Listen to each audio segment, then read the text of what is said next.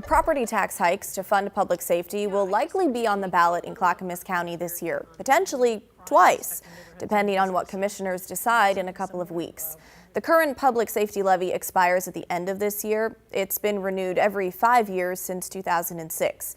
It helps pay for everything from staffing and equipment to services for the sheriff's office. Well, this week, county commissioners took the next step in deciding which options to put before voters. Here's a look at the most likely scenarios. Okay, number one, keep property taxes the same, around 37 cents per $1,000 of assessed value, though that would require cutting more than 30 sheriff's office jobs. Number two, raise property taxes by about $60 a year for the average homeowner. That's a property assessed at around $360,000. But if your property is worth more than that, you'd pay more. If it's worth less, then you'd pay less. This option would maintain current sheriff's office staffing.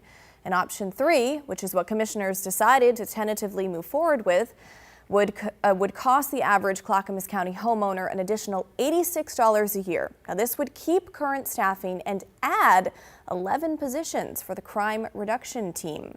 There was a fourth option with an even steeper tax hike, but commissioners seem to be leaning between options 2 and 3, which, as you just saw, both include raising property taxes, something that's not lost on County Chair and former Sheriff Craig Roberts.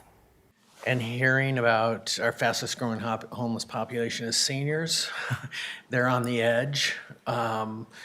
As I think I'd mentioned, I talked to a senior that's on Social Security. Their Medicare went up, and while they received that COLA, it was basically a wash. So I think for those that are homeowners that are trying to stay in their house, I just think it's a tough economic time. But I also believe that public safety is critically important for this county.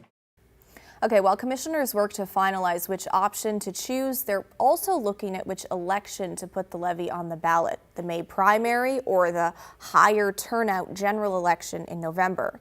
The big unknown, when the statewide gas tax referendum will be on the ballot. Generally, I wouldn't have a lot of anxiety about going back to the Clackamas County voters to continue to prioritize public safety because it is a core value system of everyone in this room and of our neighbors.